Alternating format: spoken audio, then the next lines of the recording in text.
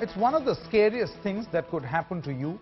Just imagine your car taking a life of its own at highway speeds, braking on its own, suddenly steering to a side on its own. Unimaginable, but true. Now, this experiment being conducted by Wired, an American magazine, with two ethical hackers is a driver's nightmare come true. While the car was traveling at a speed of more than 100 kilometers an hour, the hackers, sitting miles away, first turned on the car's air conditioner, then increased the music volume to deafening levels, and then turned on the windshield wipers. But the worst was saved for last. The hackers simply cut off the transmission. Despite pressing the accelerator, the car simply would not work. A more dangerous experiment was in store later in more controlled environments. With the hacker duo taking over the steering and brake functions, the car door clicked shut, the steering swung on its own, and the brakes refused to work.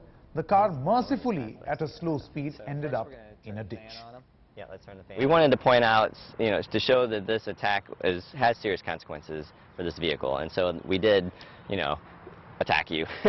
But we did it in as safe a way as we could, so we didn't want you to get hurt, obviously. That's why we're working, is to make sure that we figure out vulnerabilities, weaknesses, get them fixed. So you have to first break into the car remotely over the cell network and then move laterally if you want to do things like send CAN messages, and those are the messages that we can use to control things like steering or the windshield wipers or braking.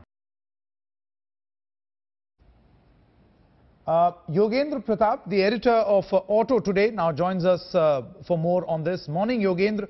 We are explaining and we are putting out on the screen right now how these ethical hackers were able to do this. First, they hack. How the hack happens: most of the functions in a modern car is controlled by an ECU or an electronic chip. They attach a device which somehow they can connect it to the internet or cellular network in the new high-tech cars, and then hack into the system. How easy is it in modern day India, the vehicles that are present in India, for someone to do this to, say, your car and my car?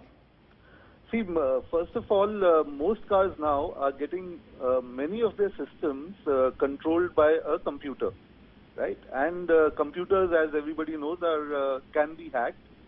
They are not foolproof.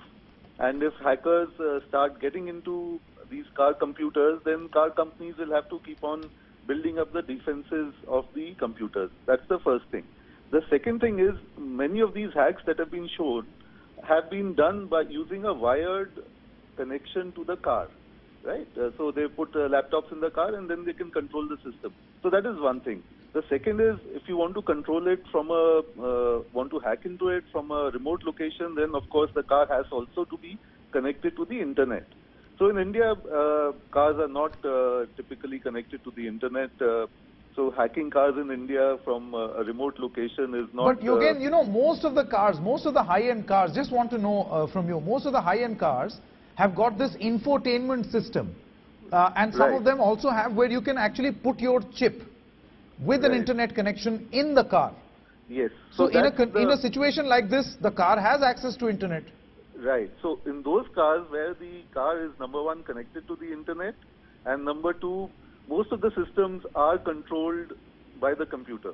So there are lots of cars which are still mechanically controlled, and there are lots of cars, and especially the high-end cars, which are drive-by-wire. So, I mean, even through your infotainment system, you can control the suspension, and increasingly, many of the new cars that are coming in, I mean, you can control things like the steering, even the acceleration and braking can be controlled. So yes, there is a possibility of cars getting hacked into, but it's not such a alarming thing that everybody needs to rush somewhere and get something done to their cars. Right, but I mean, our Indian manufacturers, my final question to you again before we let you go, are Indian manufacturers even aware that something like this can happen before they actually start looking for a solution? See, most of the manufacturers in India are global, and most of these systems are developed by component suppliers which are also global, and they are supplying to many of these companies. So yes, the awareness is there. Everybody has people who work very closely on the computer side of it, and a lot of work for many of these global companies, for the computer part of the cars, the electronics of the cars is happening in India. So a lot of the development for global cars is happening through centers in India, and Indians are aware of the possibilities because they are at the edge of technology in cars. Okay, Yogendra Pratap, many thanks. Editor of Auto Today, congratulations, by the way, for the new magazine which is about to get launched. Perhaps you would deal with this issue as well, post this particular story that we are putting out for our viewers.